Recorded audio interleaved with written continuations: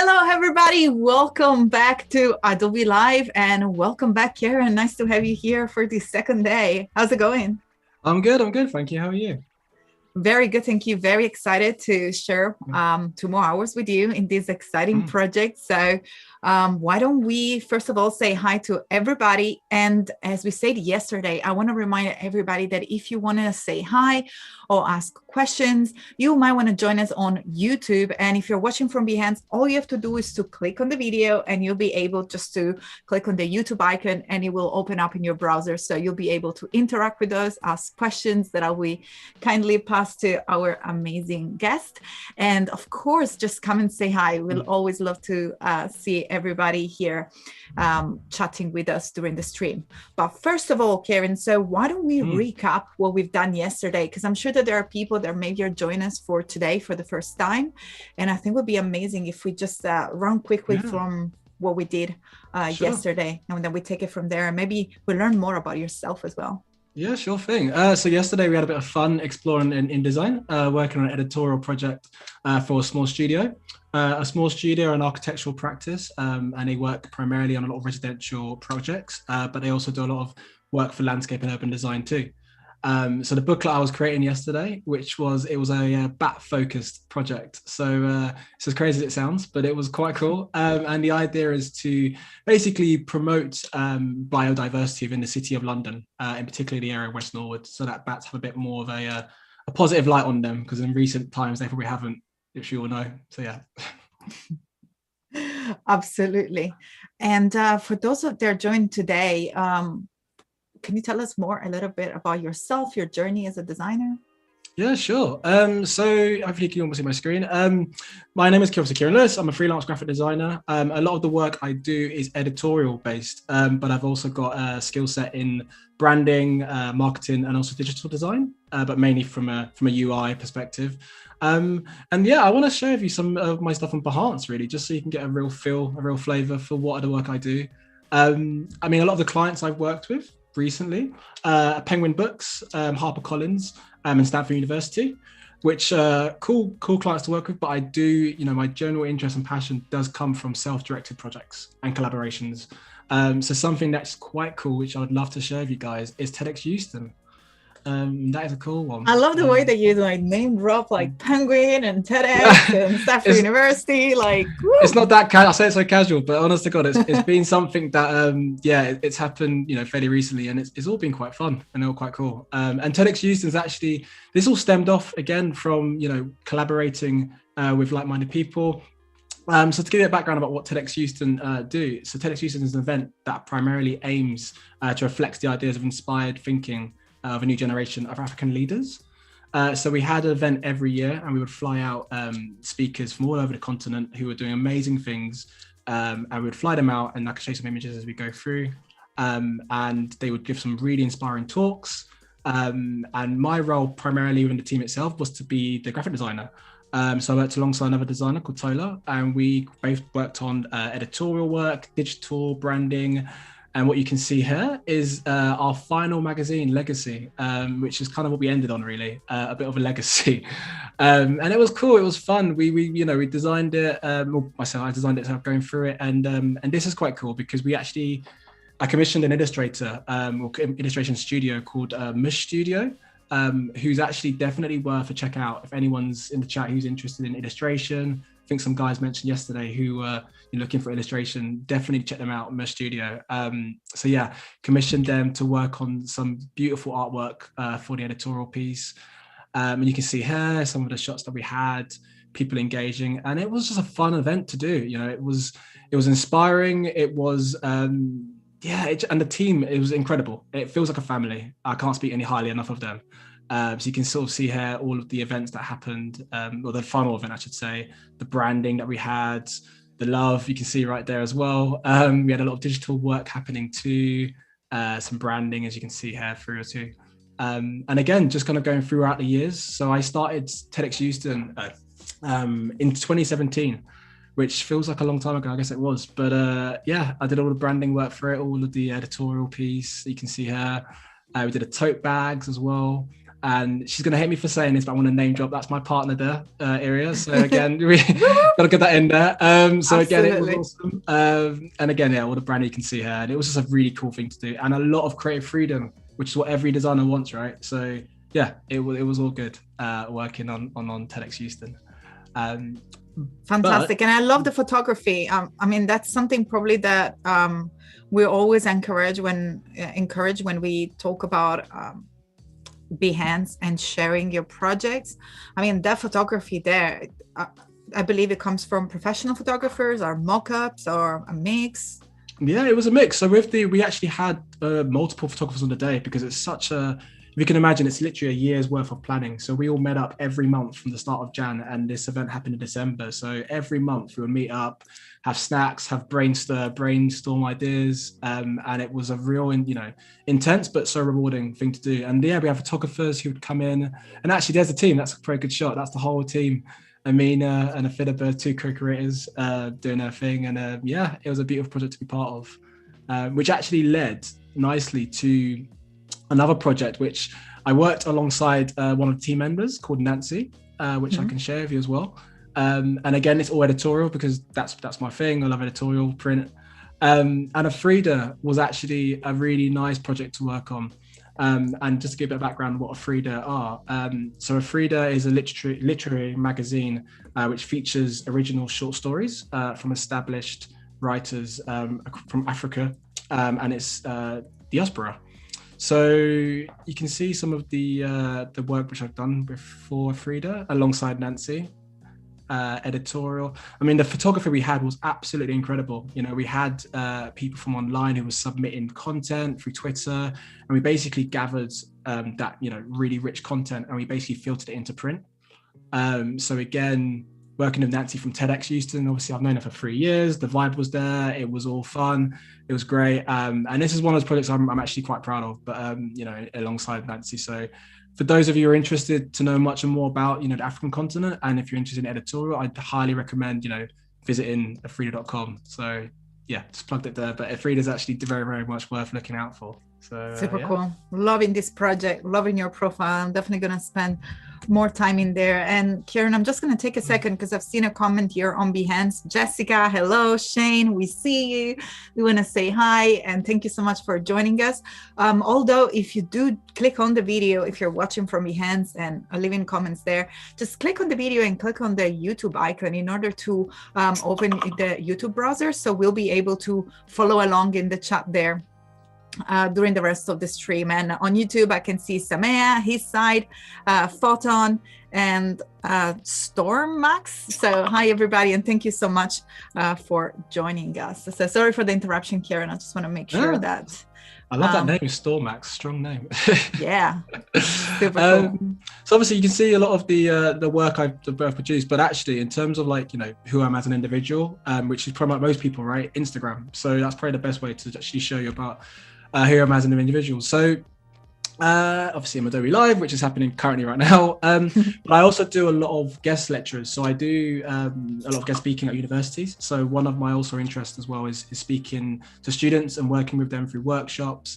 And one thing I've got, which is coming up in May, which is quite cool, is actually giving a talk back at my old university, which I graduated 8 years ago, which again feels like very, very weird, because I don't feel like it was long ago, but I was actually in the lecture theatre listening to people come in and give talks, and I'm that guy now in May. So it's cool.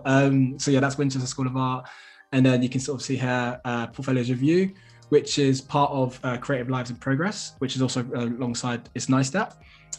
So we're speaking, it's next week actually, again, helping young people get into the industry, giving them feedback on their portfolio, And I'm working alongside some really interesting agencies and also individuals who are doing awesome things in the field. But on the topic of Instagram, Claudia, I've noticed you've been quite busy today with your Adobe Max. We should have a look at that. You've been very on it.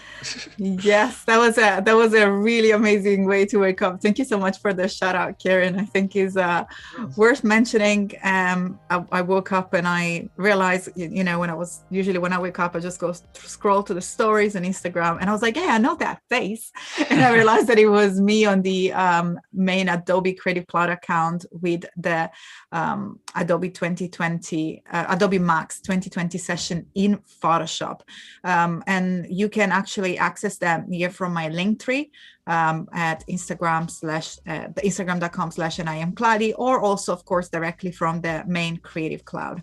And if you can see there, the very first post is a little bit of an intro on the app on how to create social media. But thank you so much for that. I really appreciate the shout out. But why don't we jump? Are we going to start in Illustrator today? So what is the first step? Because I know that yesterday we touched a little bit of Illustrator, we touched Photoshop, we've done the covers.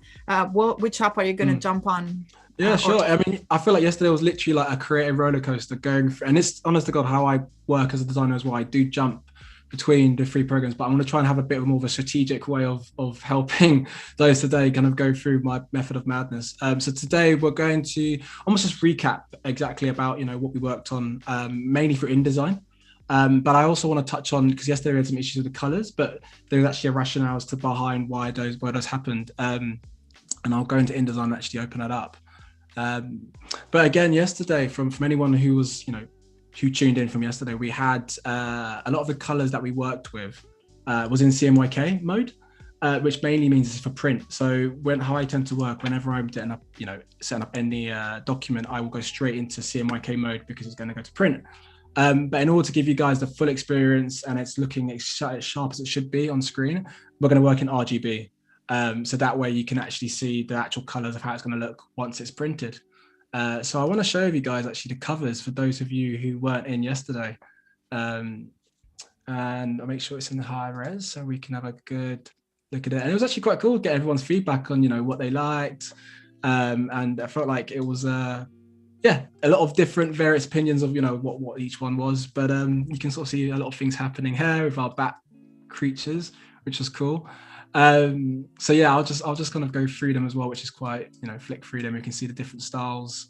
Again, these color palettes, which you can see here, are all RGB. So we're ready for, at the moment, obviously it's digital, but we'll export out for when we go to print.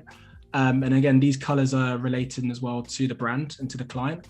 And yeah, I mean, this is probably my favorite spread, actually, my favorite cover. It's kind of like got the back kind of peeping through the lettering itself. And then we've got some versions where it's more of a solid color and you've got more of a vector sort of theme going on. And I've tried to be quite cool, quite creative by actually, merging the graphic with the letter P as well. And then you've obviously got, where the text can kind of sit for the subheading, landscape for bats.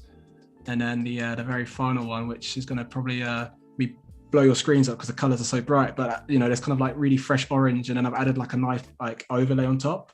So you've got the back kind of seeping through, proper gazing into your eyes for anyone who's getting hypnotized probably right now, like I am. So yeah, these are the covers that we worked on yesterday, and then today, what I would love to work on today and show you guys is the inside primarily. So I can recap on how the spreads worked on yesterday. And then again, we're going to work on a bit more, some small spreads as well in total. So from yesterday, I'll just browse through what we actually produced.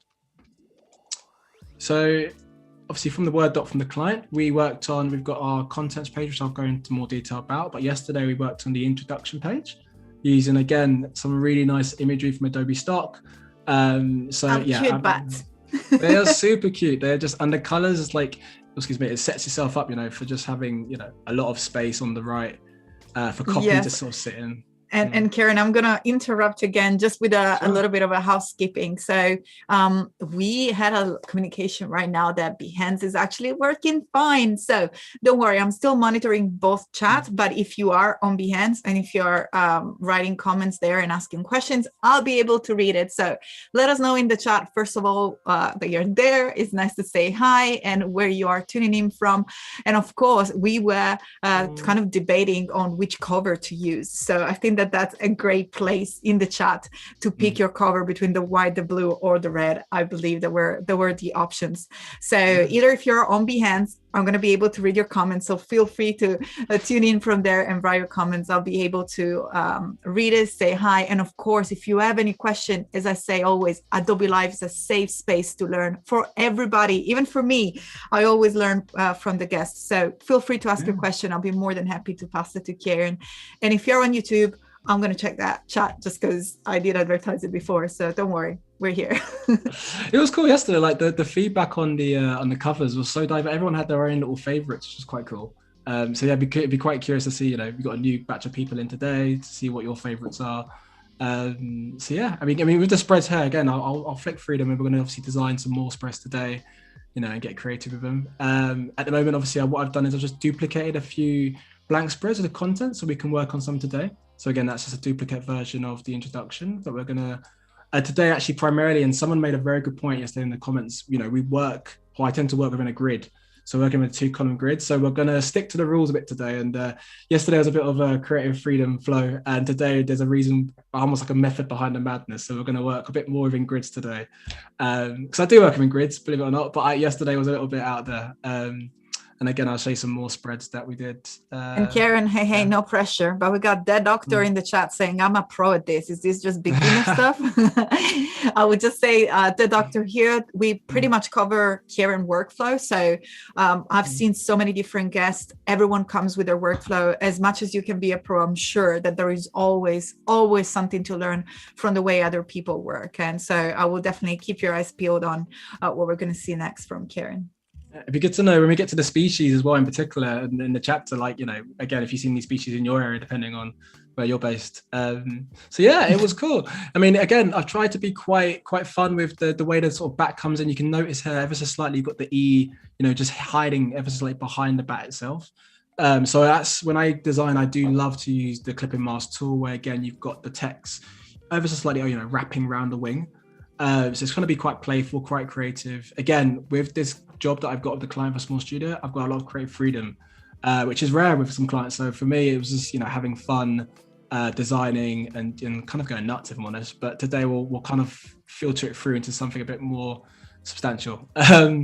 So today, this is all the design so far, but I'm going to jump straight into contents page. And yeah, let's get going. Very excited. And by the way, I want to say hi to Gus in the chat. Sam is loving your work. Sam Taig, I believe, saying, Kieron, your work is great. And then we have Scott Stromberg saying that there is coming from rolling power outages in Texas, but is also admires your work. And we do have Buduval moderating the chat as well. Thank you so much, Buduval, for being here. It's always a pleasure. Buduval also share very useful links during the stream. So thank you so much for all your kind help. Look at that baby pose. I thought I might get the attention. I was like, yeah, let's get a striking image for the contents, but we've got to hit the ground running, right? So yeah, I feel like hopefully this feed can actually really turn heads in terms of bats are cool, what they do for the environment as well. So yeah, I'm gonna just basically I'm gonna take actually my font just for consistency as well. The font size I'm working with. I'm gonna call this contents. Super cool. I'm loving this photo. I think you really picked some amazing images. And there is one photo that there are the 3 bats hanging, and it looks like proper, really cool hanging. Oh, look at those bats. I mean, I wasn't a fan. I'm now a fan of bats. You're totally delivering. I mean, I feel like I've literally learned a lot throughout this whole project in terms of reading the content. And I mean, for anyone who knows much more about bats, which is probably everyone on this call, but you learn a lot, and it's just again, it's seeing what they can do for the environment, which is quite cool too. Absolutely. So what I'm going to do, then, I'm going to make sure I've got my copy doc as well ready, so I can pull through. And was the copy provided by the client for you? It was indeed, yeah. So it was sent as a Google Doc, and I just basically, just for easy, I just made it into a Word doc, so I can just, drag and drop. In fact, that's what I actually do, just to make sure everything is all good, nothing's missing. So I'll just paste my copy doc straight in. Because I always find this is definitely a thing I used to do a lot as a junior, which, you live and you learn, is when you try and copy to paste yourself via a copy doc, you never know if you're going to make mistakes when you just, try and type it in yourself, or you kind of go a bit freestyle, right? So dyslexic here, so I'll let you imagine. I'm the same. I'm exactly the same. So I'll just that way, by placing it in, at least guarantee for all the content to be 100% correct. So I think that is the very final one. Yep. Cool. And we can see Savero in the chat, and also Julian. Thank you so much. Ciao, hola. We got an international community. Let us know where you're tuning in from. It's always so amazing. And by the way, we haven't said that today, Kieron. I'm based in Manchester, UK, and I usually have the pleasure to host guests that are located mainly in the US, but we are two people in the UK this evening for us, and of course afternoon on that side of the world. So where are you based right now? I am based in South London, but it's funny enough, because we just moved, my partner and I, from East, so we've kind of made that sort of cross. And yeah, I mean, I'm originally from South London. I'm from Brixton originally, so for me, South London's home. It'll always be home, yeah, it's all good. Hope there's a few South Londoners in the chat. Oh, we got Brazil. Hey, there we go. Sorry. Mix it up. That's fantastic. And by the way, I can see a little Brazilian or Portuguese and Spanish. I do speak a little bit of Spanish. We were having this conversation. I know Kieron is learning because his fiance also speaks Spanish, but we want to keep the chat in English so we can all share the same information. Well, in fact, you mentioned I'm learning Spanish, and I want to get a few people saying some words to me in Spanish, and I have no idea. I mean, I am very early stages. I can count to 10. Which is like a starting block. So yeah, I'll get there eventually, I'm sure. So I just want to make sure all my text is correct. Mona tuning in from Daytona Beach in Florida. That's super cool. We're excited to see your contents here. Yeah, I mean, because we're still experimenting. One thing which is always known to bear in mind with a booklet as well, and actually I can show you guys just to show I'm not baffling on. Generally got a little mock-up which I create, and I also have to create a little mock-up when I design booklets, just so I know exactly what's going to be divided by. Excuse me. So the final thing will be 20 pages, and it'll be 10 spreads, and it needs to be divided by 4 because it's going to be a staple bound booklet. So that's always quite important to bear that in mind as well. What's quite nice about this as well is that it's a nice even number. It's 8, so we can work on this. Actually, I've done 16, haven't I? We can work on 8. That's super cool. And I want to remind everybody that today we're also going to dedicate some times on an artist spotlight. So towards the end of the stream, we're just going to have a little shout out to an amazing artist that has shared the work on Behance. And we're just going to have a look at the beautiful portfolio. And it's not a critique, it's just mainly to give a shout out of all the talented people that do submit your work. So don't forget, as we've seen before with Kieron, to post your work on Behance is a fantastic way to network and of course to get discovered. Yeah, Behance is cool. There's a lot of cool things you can do, especially the mood boards, right? There's a lot of cool functionalities, so it's definitely worth a little butchers. Yeah, super cool. So yeah, I love that you use that photo for the intro, for the content. I feel like that was definitely going to be we're going to have to pull the heartstrings right at the very first go. So hopefully it's a baby bat. So it's not even a full grown. You can't even be scared by that. Yeah, I won't know if you can anyway. I'm going to do the bat voice again. Please not. And Buruval has a question, which I think is a very spot on. What would you do when the client does not provide copy? Oh, Lauren Epsom, that is going to save. I so many times where you get, copy obviously takes time and you have to get a copywriter and so forth. And I always find that if the client is still very much in the process of doing the copy, I would just put Lorem Ipsum. And then by the time, they're ready, I can kind of give them a word count, which actually makes it a lot easier because they can kind of work to the word count. And sometimes people like to, especially as copy, work to a parameter. So I tend to work with Lorem Ipsum when it's needed. Yeah, can you show us how to perhaps bring it inside the text? Sure. So if you get your text box ready, and if you go to type and fill placeholder of text, so it literally populates for you. Which is funny because I used to have to go on Google and type in Lorem Ipsum and copy and paste it. And then someone told me, I feel like it was like a year ago, told me, it is on InDesign actually. You can just do it that way. But yeah, basically go to type, fill placeholder text, and you can just populate your own Lorem Ipsum text. And it's all good. Amazing. Thank you so much for showing us. And we have Michael Mitchell saying, Kieron, what's up? I believe it's a friend of yours or just... what was his surname? Michael... Mitchell? I'll be very awkward. I'll be like, yeah, I know who it is. Just like, hey, hey, Michael. I mean, if he knows me, I feel like we do know each other, but I need to see if I'm really bad. I need to see like a face to the name. But hey, dude, how's it going? How's it going? Well, let us know where you're tuning in from. Maybe we can narrow down, or let us know. I'm here reading the chat, or maybe just someone just saying hi and just very excited to see you, which is totally understandable because we're very excited about this. I'm going to keep them all 0-1 for now because they probably will change depending on it. So I'll just focus on just getting that all content in for now.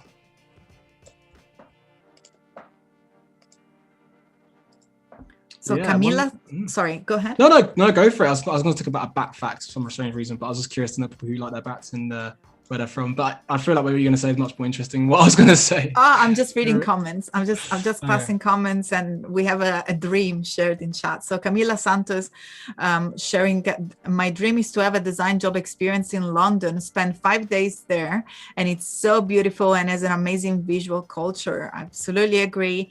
Maybe drop an email to Kieron. Never know.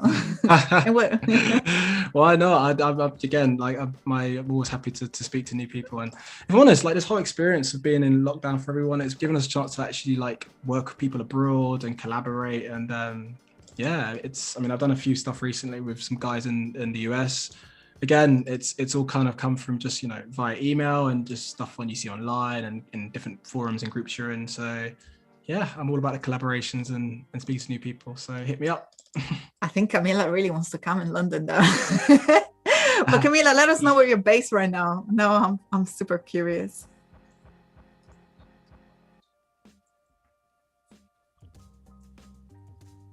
And we're working on remote right now as well. We have our amazing studio manager, Paco, which is in the Bay Area in San Francisco. So I believe Voodoo Val is also somewhere in California, if I remember well.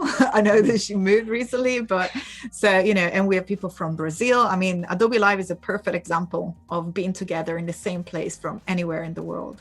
I love it. And I can't wait for, obviously, once lockdown's all done, to hopefully get over there to the States. A lot of my family are from the States, actually. So it'd be good to fly a lot more, check out my family and Adobe friends over there. Whereabouts? In Tampa. I got some family in Tampa. I went, when was it now?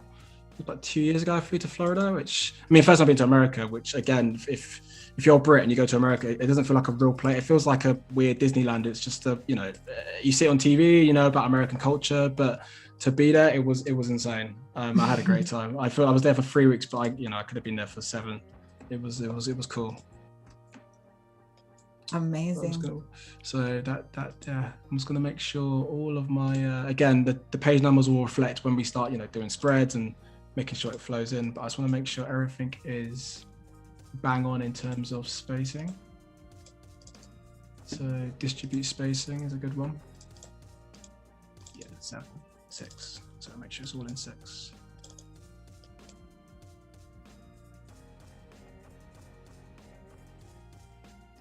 So we have Michael Mitchell from New York. I don't know. It says family. Oh, of course, that is terrible. Yeah, that's even worse, isn't it? It should be a friend, but it's actually family. Like, what kind of person make me? Yes, hi, how's it going, man? Yeah, I've got a lot of family, I think, tuned in actually, which is I feel like it's like maybe 80% family on the on the chat, but Hey, how's it going? Tuning in from New York. Super cool. Amazing. So are you planning to do some a paragraph style, or you're just at the moment starting to pick the fonts? Or I don't remember. And let's actually remind for recap from yesterday for those who tune in today. You had a very neat brand guidelines with typography and all of that. So it's, you know, for those of you who are joining us today, Kieron started from scratch, from the very good foundation. You're there. I'm gonna let you talk through that. Sure. So I mean, Norwood Works was quite nice. So Norwood Works, they supplied a small studio, and basically every business within the area of West Norwood with these brand guidelines. And what it does is it allows anyone who's got a project to kind of take influence from these guidelines, so that everyone who starts their brief or project has a more coherent look through the fonts, through the styles. So you can see here we've got our color palette, which we're working with today. And again, what I've done is I've taken the color palette from this PDF, but I'm using a small studio fonts, just so again, there's a bit of a balance. But you know, the look and feel in terms of the colors will very much come from here. But this is, you can kind of get the vibe, you know, it's quite a quirky, quite cool, quite modern, fresh approach to design. So for me, when I saw this, I was like, okay, these guys know how to have fun, right? And like, yeah. So this is what I'm working to in terms of a color palette. Looks very good. So yeah, also to answer your question with paragraph style, so I'm going to probably not for this one, because usually a lot of the work I do is basically quite big, you know, hefty projects. So I'm working on a brief at the moment with HarperCollins, which is a 300-page book, which is as big as it sounds. And for that, I will very much use paragraph styles. But I think for this one, I'm gonna just basically, because each page I kind of want to have, you know, the grid will be still there and the fonts and the font size, but I probably will have some different variations between them as well. So I can be a bit more creative and a bit more freedom to do what I want without having them. And also yesterday we didn't work much to the guides, but I'm going to do that today because I want to have some different types of looks. Obviously here it's very much, you know, left aligned, kind of going from left to right, but I'm going to work in more of a 2-column grid, which is applied for all of them as well. So I'm going to try and see how this could work in a nice 2-column grid. Super cool. We have a question from Robert saying, is InDesign coming to the iPad could be a useful tool for rough layouts and certainly for making comments and reviews. So there is actually an app. Do you use let me just go ahead because I want to make sure that I use my creativity anywhere apps. That is, I don't have it here on my phone. I have it on my iPad, that is created exactly for creating rough sketch. I'm just going to go ahead into the Creative Cloud account. It's not InDesign.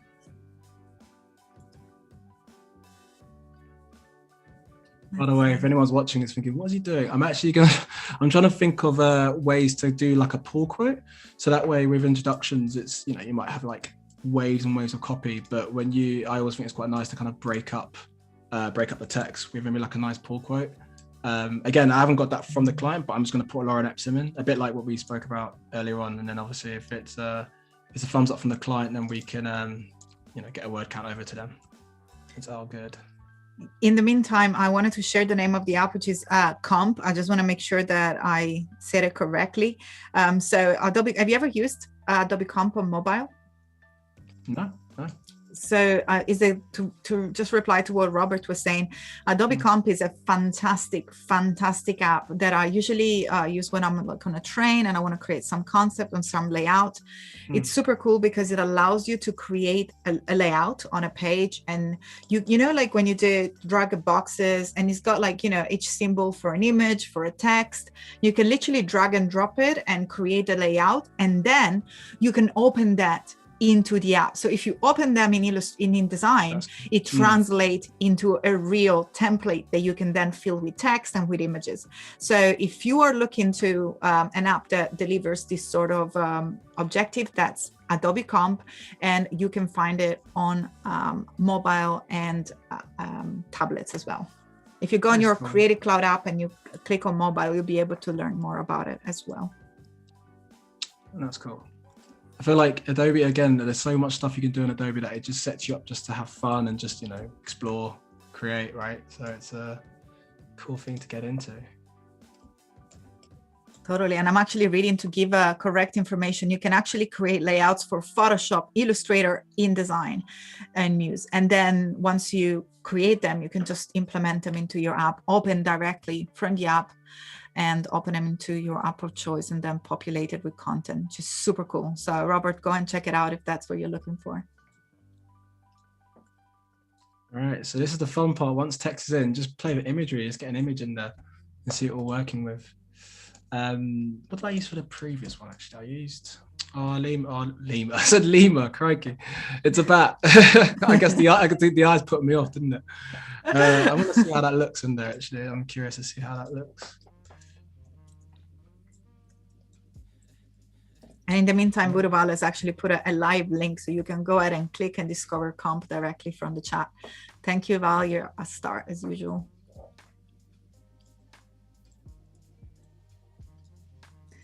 So we have another question from Julian Belli, which is always good to have a little recap, asking, I think I missed it, but who's the client again? That's totally fine. First of all, if you scroll up in the chat, Val has actually put a link for Station to Station and the actual project. But Kieron, if you want to just give a recap for everyone who's joining right now about the beginning of the project, that'd be amazing. Yeah, sure. So the project is for a client called A Small Studio, and they're an architectural practice. So a lot of the work they do is landscape and urban design, but they also do a lot of residential work too. And what I'm doing in particular, I am working on a bat booklet. And basically it's to promote biodiversity for bats in the area of West Norwood, which is where A Small Studio are actually based. So the idea is that once this is all done and produced, we can give this out to those within the area of West Norwood. And they're able to do little things, whether it's in their garden or with their lighting of their property, to make it easier for bats to thrive. And actually one thing to go into, and we actually haven't touched on it just yet, but this is maybe the fun part later on in this session, is a bat's highway. So you're going to see them in an Illustrator, which sounds even more crazy when I say it, but it's going to be cool when you see it, hopefully. But yeah, it's a bat highway, and basically bats can use it to go through it, and also for them, they can thrive, and it just makes it much more safe for them to live.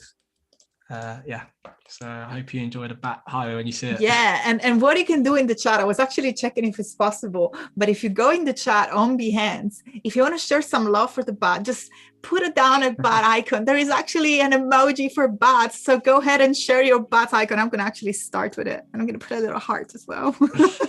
I love that. I think I'm going to start a bat frenzy, aren't I, now, based on this bat booklet. Actually, someone made a really good point yesterday about, so the reason why you can make it slightly different in terms of copy, I've actually decided not to include the word introduction, probably because it probably didn't need it. It's the very first thing you see, and it's quite big and, bold. You don't want to see that. So you kind of thought, a nice, clean 2-column grid, and again, a nice pull quote, which can relate to the copy, depending on what the client writes for it, which I think is probably a bit more engaging. Then boom, introduction. You probably don't need that, right? So yeah, thought I'd go with that style. And if you want to go back and see all the amazing work that Kieron has done yesterday with this content, you can watch the replays after this. You can go back and see day 1. And of course, we're going to follow tomorrow. So with day 3. So you got full 3 days of learning how to use these 3 amazing apps and this cross app workflow with InDesign, Photoshop, and Illustrator. So everything that you're seeing right now on his screen was actually built yesterday. So maybe after this stream tomorrow, whenever in your own time, you can go ahead and check out any specific thing that really catches your eyes. And I can see a lot of bats in the house in the chat. So yeah, sure, the bats. I want to see a lot of bats flying around in the Behance chat. We've started a movement. We've definitely started a bat movement. I love that. It's just I feel like everyone should go out on the weekend and just see if they can spot any bats going on. That'll be cool. Right, so I've just made sure my font is correct. Yep, 1014. The Batman is gonna show up as well. Yeah, so you spoke about this. I could definitely geek out with I love my superhero, Marvel, DC. So yeah, Batman's one of my favorites. But again, I won't geek out. For those of you maybe you might like it. I don't know. Mention in the comment if you like superheroes and stuff like that. I'm all about geeking out when it comes to that sort of stuff. I've actually got a Marvel book, but I won't show you that right now. Talking about geeking now, we have Merv Bingo asking about the font. So would you please share the name of the font, because we're yeah. The font is called Scandia, and you've got a bold and a regular for the weight. And it's actually quite a nice font. It's quite clean. You know, it's one of those fonts again where I think we've done it in the cover version. I'll show you now. We've done like an outline version as well of the two. So, and again, because of how thick the font is, it's sort of set up for putting things inside it, like the image. So yeah, I'm a big fan of this font, if I'm honest. Yeah. I'm going to pass a question, and I have not fully understood it. So maybe we can ask clarification, or maybe it's just me. So I'm just going to read it, and hopefully you have a better insight. So Robert is asking, is it possible to export the text once you have finished, given you're making changes like removing headings, which wouldn't reflect into the original Word source file? Do you mean so as a graphic like this, for example? You mean when you bring that in?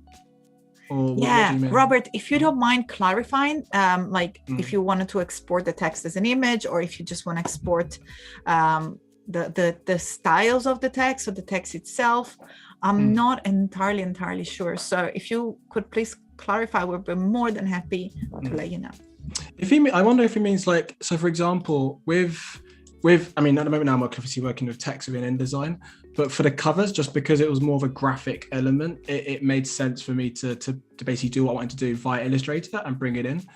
One thing you'll notice is that the elements inside the letters, so like the B, the A, and the P, it has, you know, see these circles in there. I've actually poked them out in order for the image to pull through, which not that I know if you could do on InDesign. So I'm sure you can, but Illustrator for me is a lot more freedom to bring that in. So these are actually PNGs, and then I plot them into Photoshop and as a JPEG, and then I exported the whole thing out. So the whole image, this is one whole image, and then I actually put the text in landscape via InDesign, just because again, there's nothing happening graphically with that. It's just a subheading, which maybe is what he meant. I'm not too sure. So he said that it is looking to export it as a text. Now, I never tried it myself, but I know that there is a script. So if you actually had to window utilities script, you will be able to run a script that basically just takes the text out and export it. So I think it's called export all stories. I'm going to try and have a look. And I think you can do text only as a RTF file. That's super cool. I'm going to check it out before I give you any further information, because as I said, I've just heard of it. I've not used it. So maybe while you work here, and I can, very, very interesting question. Very interesting question, definitely. Robert. Yeah, it's definitely worth a little, if we could do a screen share maybe later, if we can have a look at that. Because I mean, I'm curious to know how that would work as well. I'm testing. Super cool. Yeah, I just thought again, I mean, this font, obviously the size I've got here is exactly the same, but I've just pulled out the word bats just because, I mean, that's the whole premise of the book, right? Bats. So makes sense to kind of go a bit more homage on that. Make sure it's there.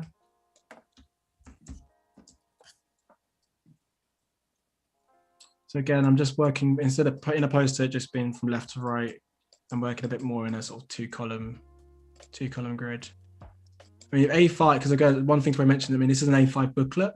So, you know, for me, when I create an A5, I mean, I love A5 because it's small enough that you can kind of get the message across, but also it does limit people to how much content you can have. So for me, I live my life by visuals and graphics and shapes. So the less words, the better, which, yeah, I guess that's how my brain is. But so with A5, you're kind of, you know, limited to what you can do from a content perspective anyway. So for me, it's a case of going, you know, bigger on the titles, you know, get some really nice high-res imagery in there as well. So yeah, it's all good. Let's pick some imagery for this blue. Do you know what I want to do? For those who've actually not seen all the Adobe, for the Adobe stock pictures of the bats, I want to do like a grid so you can see what we're working with. This is your favorite one, isn't it, Claudia? I think you said the one they're all hanging out doing a... Yeah, they look so gangster. They're like, yo, here, that's our branch, that's our tree, we're here, and that's our spot. Bats in the hood. Yeah. That's a terrible pun if anyone's ever... Oh my God. Yeah, bats in the hood. Right, I'm going to go for... Which image? I'm going to try this one, actually, a dark one. Mix it up. Which one's that? So 239. Okay. Yeah, so it's actually working. That's amazing. Thank you so much for the question, Robert. As I said before, there are always things to learn. It actually works. It's super, super cool. I didn't know. I'm learning myself. So if you head on Window and then Utilities, Script, you'll be able to open up the application sample, and the script that you're looking for is called Export All Stories. And by double clicking on the script and running the script, you can decide if to export the text as a text only, RTF, or InDesign tag text. That's super cool question, Robert. Thank you so much. I feel like there is so much stuff you can learn on these tools. You almost forget there's a lot of things you can learn up, and plus you're forever learning, right, as a designer. So it's actually quite a cool thing to. Yeah, like a project is never finished. Thankfully, there are deadlines, because otherwise we will lose our life. Oh, seriously. And the worst is, creative blocks, we all have them, right? And it's just, for me, I have to keep it quite clean in terms of how I work, just because I'm live streaming, but I'm usually quite clear in my layers and how I work, but I will definitely churn out so many spreads. And then at the end, I will kind of go through them strategically and think about, which one work. It's only a 3-day session. If it was like a week session, that still would have worked for me, because I could have churned out for a few more. But it's something that you can just have fun with and play around with. Forever and ever. And one more ever. Yeah, exactly. Right. So I'm actually posting this little new discovery. Sorry, I just get super excited when there are new things. Right. So I'm going to post it in the chat for anyone who's interested to explore this. I'm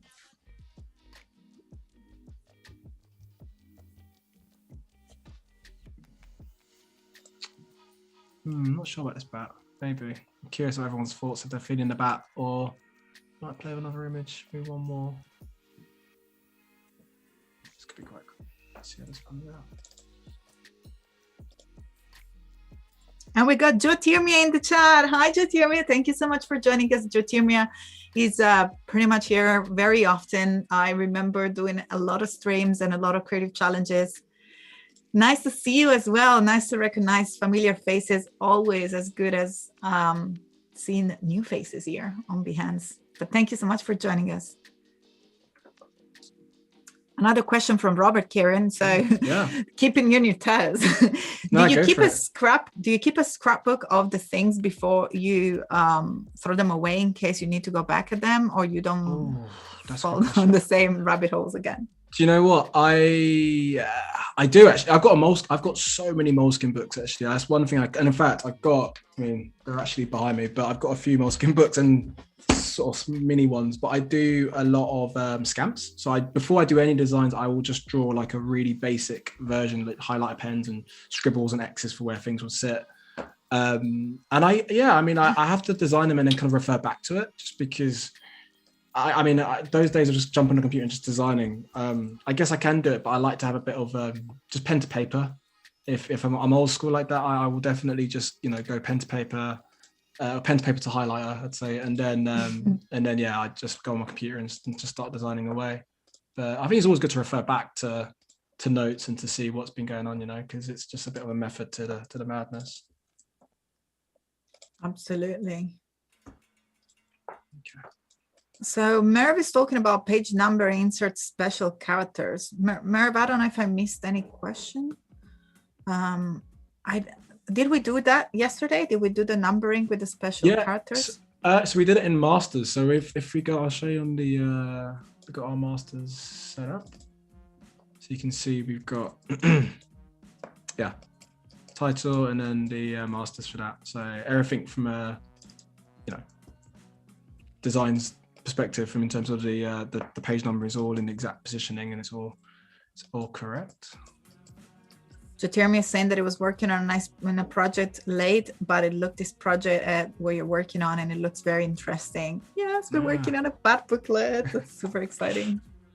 That means you're gonna have to come to West Norwood now and try and see if you can get a copy. Maybe, you never know, Small Street might be distributing it worldwide and just could be something to find out, what batch are in your area. That could be Could be cool. Yeah, everyone geeking on bats after the stream.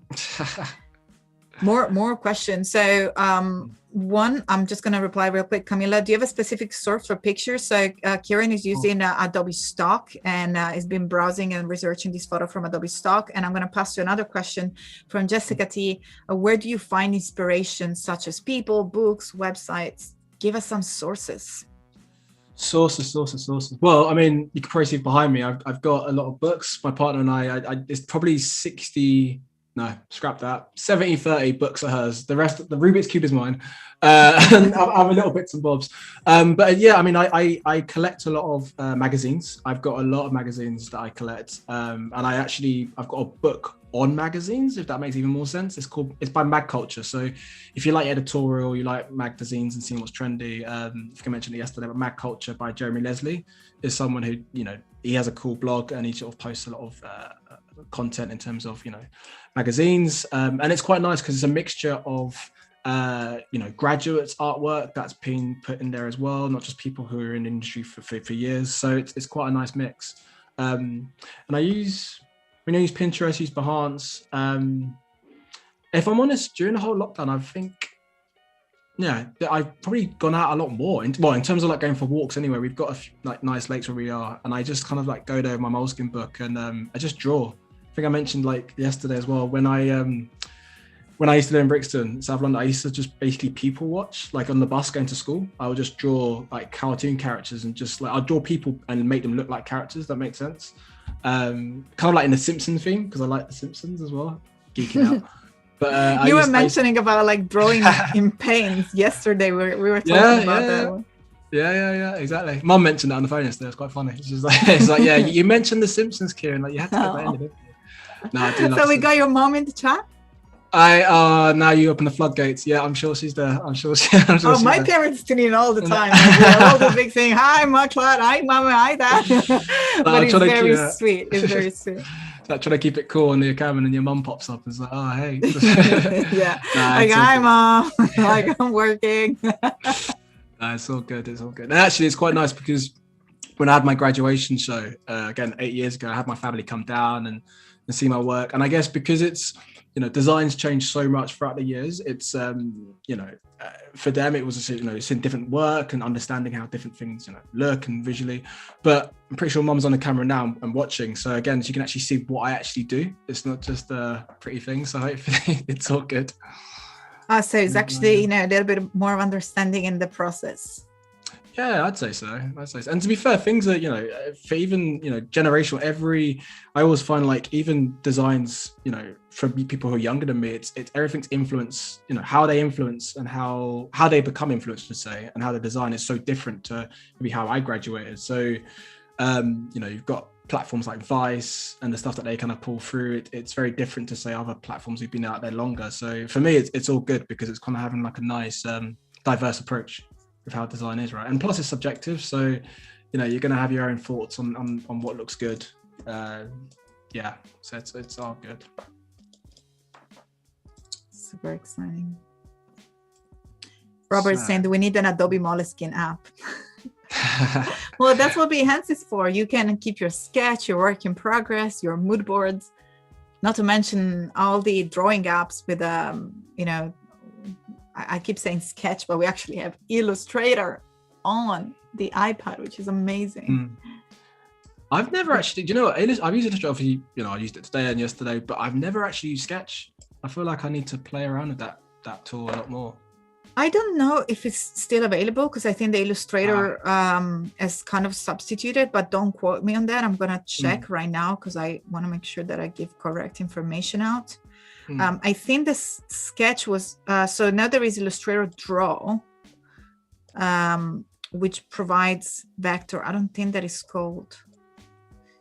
No, we have why not use Illustrator? I mean, that's, I think is the newest thing. It came out last year doing Adobe Max and the things that you can do. And Kieron, I don't know if you ever had a go at Illustrator on the iPad.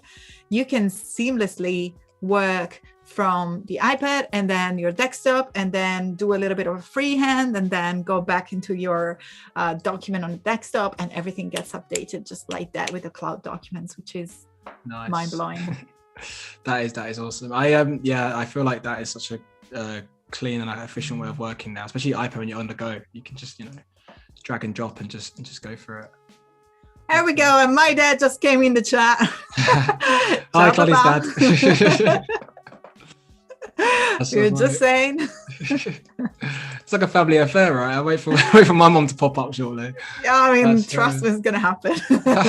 Usually does. And they nearly got banned because they write in Italian. Of course. That is hilarious. That is hilarious. It's funny because even on the topic of like programs. So when I was at university, I actually, before graphic design, I was actually studying video game design. So I learned like programs like, if anyone knows that, they're like 3ds Max, which is a modeling program for like how computer games are made. And that's an intense program, if I'm honest. Like you've got to be really like dedicated to the cause to want to see that one through. I didn't because I did graphic design, but it's, if anyone knows like, or anyone's interested in like 3D modeling, I think it's still around. 3ds Max is worth the butchers. What is it called again? 3ds Max. Okay. It's a very in-depth modeling program, and it was cool to use back in the day for sure.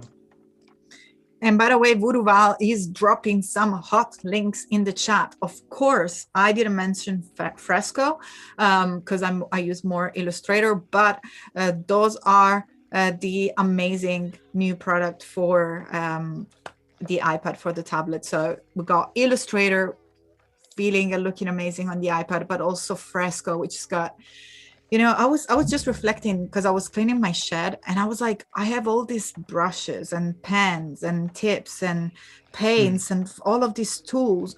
And with Fresco, you can literally chuck all of that and you got everything in your tablet. Like you can literally get your watercolor to spread and then dry it when it's, watered it enough, and just like it's almost like you put your, because I used to do it with a hair dryer in order to spread the water or whatever. Now you got all of that control in that tip of your finger, or your Apple Pencil. Have you ever, this is slightly off piece, but have you ever done 3D printing before? That's quite cool. No, I never. I've seen something about it, but I think it's my dyslexia. I'm not really great with planning 3D shapes. So I think that my mind works very intuitively. So I could not really focus on that. Did you have any experience?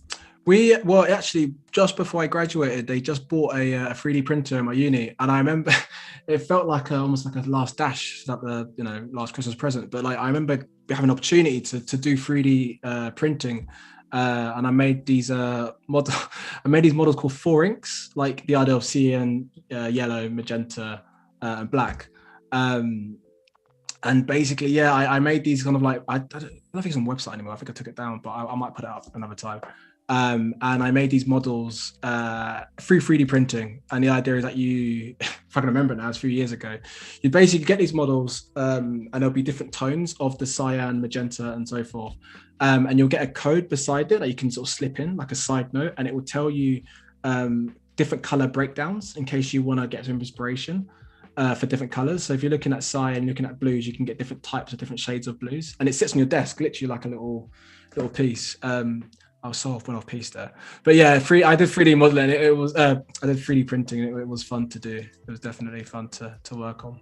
So we're having so many amazing messages in the chat, Kieron. So we have architects there, and also Vuruval is talking about ZBrush and Blender and Unity for game developers. Also, there is a lovely sweet message from Mode of the Void saying, hi, Kieron and Claudia. I went to a Pearl Jam gig in the Citadel in Berlin, and there was one bat listed on the ticket, bat fee, to preserve the bats. So glad bats made it there, made it here. Awesome. Was that Citadel you said, the festival?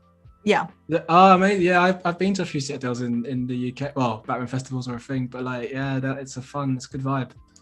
That's super cute. Yeah. Hi, Mohammed. Thank you so much for joining us. And also, Abin said, I bought a 3D printer just to print COVID face mask. Super cool. Nice. That's being productive. That's awesome. I wonder how much Thomas. it costs. Oh, yeah, that would be a question. So I went off page. I was curious about 3D printing now. So Thomas is saying, Lewis, so Kieron, could you show me the settings you have for good optimizing InDesign on a Mac? So I'm not, Thomas, usually when you download InDesign, I'm just going to see if there is more details. I want to optimize InDesign for my Mac 2019. I'm not sure. Val, I don't know if you probably know more about this sort of technology. I never done anything. I just run InDesign. I don't know if it was about GPU or that sort of tech thing that I'm not very, very well aware of. And by the way, Merv is saying best live stream I've ever watched, Kieron. We're loving it. Thanks, man. Thanks for the love today. It's all good. Thank you so much, Merv. We are having fun. I think that's the best time. Kieron is an absolutely sweet, talented guy. Super. I'm very, very excited and honored to be here hosting you, Kieron. Is that my mum? Was that a guest? Or was that like my mum? Oh, is Merv is your mom? No, sorry. I thought I thought that because it was such a nice comment. Then I thought that was by my mum, but actually, it just sounds like a general guest, which is quite nice. Yeah. Yes. We're cool, loving it. Cool. Good vibes. Yeah, it's just quite fun to do because I guess it's like with most designers, you kind of just design in a quiet room. Well, I do anyway, and just have Spotify on and just you're locked in the zone. But yeah, designing and then actually forgetting there's a lot of people watching, but it's still fun to do. Just so you can sort of step into my creative world of what I get up to.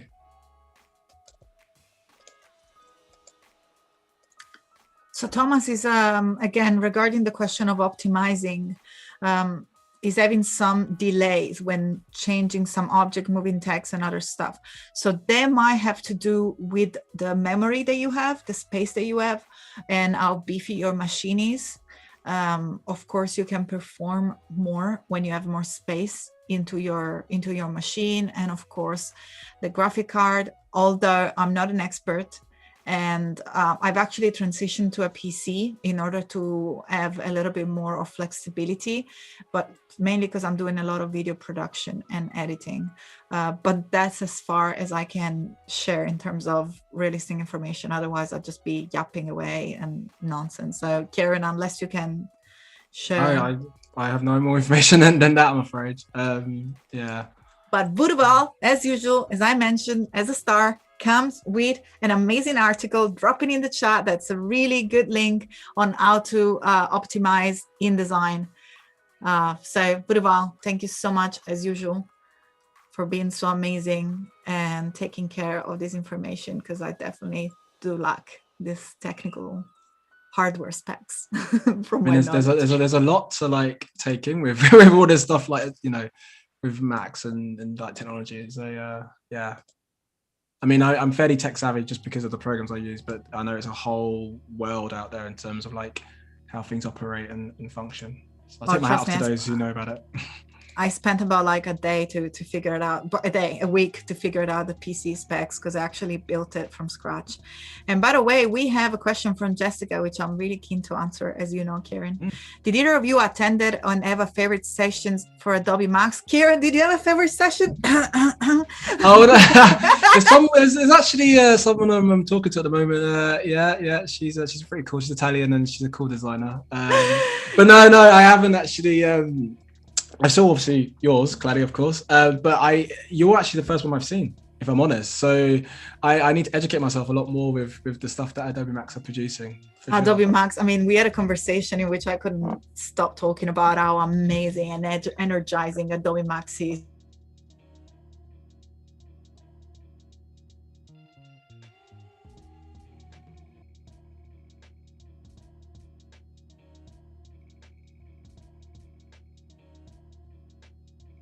I was there with the amazing Adobe Live team, still in person in LA, the Staples Center.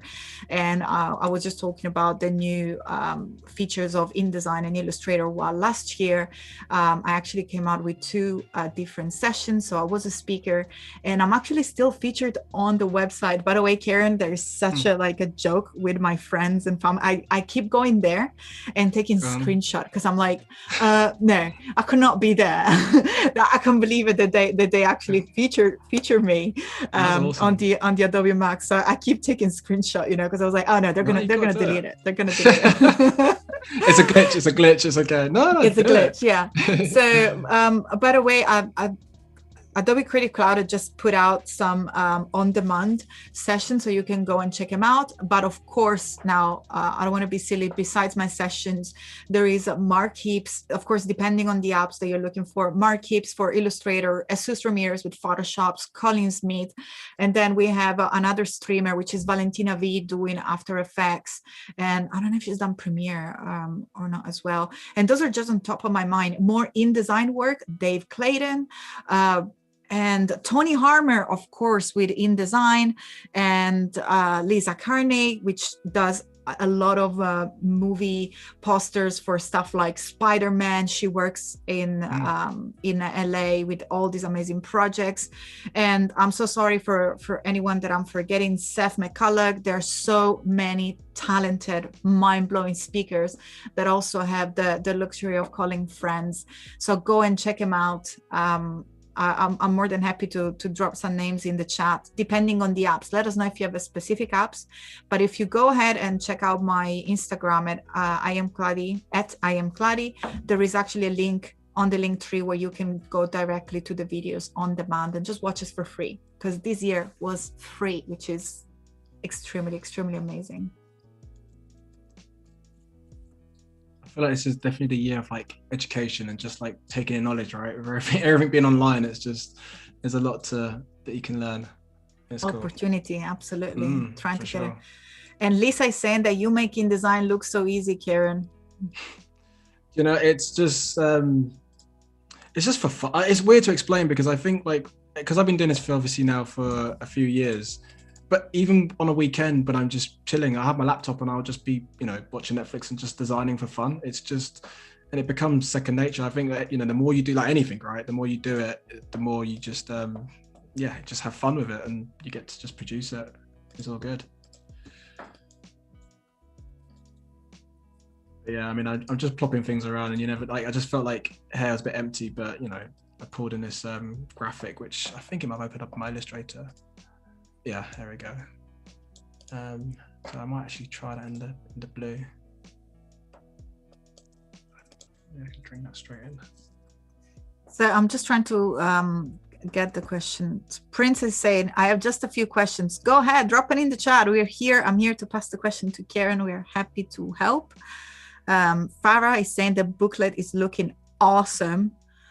Jennifer is saying, do you have jobs in graphic design? So networking there, why not? That's, as I say, many people say, how do you start?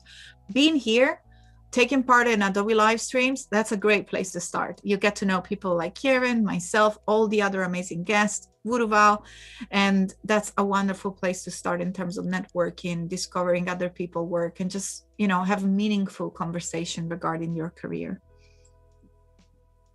Yeah, it's all about networking and collaboration as well. I think, because again, a lot of the talks I do with students and soon to be graduates, and I always try to put forward to them before they leave, if they can try and collaborate with some people in their course or in their peers, because it's just, it's everyone's in the same boat. Everyone kind of wants to get their work out there and the designs, but I always find the ones that are the most impactful are the ones who, they collaborate, they kind of go off their own back and do things. And you got to enjoy it as well. That is, with our line of work, it's supposed to be fun, right? It's a serious, of course, and there's a lot of things that come with it, but it is a fun thing to do. So yeah, have fun with it. Totally. Kieron, there is another question, and I'm gonna just make a brief comment. I'm gonna let you take over. So Princess is asking, what requirements did you need to become a graphic designer, please? And I'm just gonna say, I just today I just went live with a podcast which is called "He Shoots, He Draws." I'm gonna promote it on my Instagram later on. I just didn't have time, but I cannot say the title. There are a lot of how do you say, X's on it, so because there are a lot of nice words in the title, so I'm not going to share the title, but basically you got to work hard. That's what the titles say.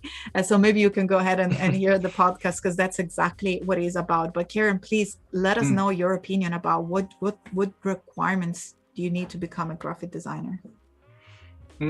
Well, I mean, obviously you have the education in terms of like design. I mean, I went to college and I studied graphic design, but it was a mixture, because I did life drawing, I did contextual studies, and it was graphic design actually, and that covered a lot of things. So from screen printing, which was actually hands-on, right up until the learning how the programs worked. And I actually remembered opening up Photoshop for the first time and just being so overwhelmed with there's a lot to do. But I think when you just do it in sort of bite size and just do it in slow steps, it becomes a bit more digestible. I'd say in terms of actual skills you would need for it, obviously the Adobe software and the programs there, it becomes something that you have to use on a regular basis. So having a good understanding of how each program works is very important, I'd say, and more importantly, how each program kind of links together as well.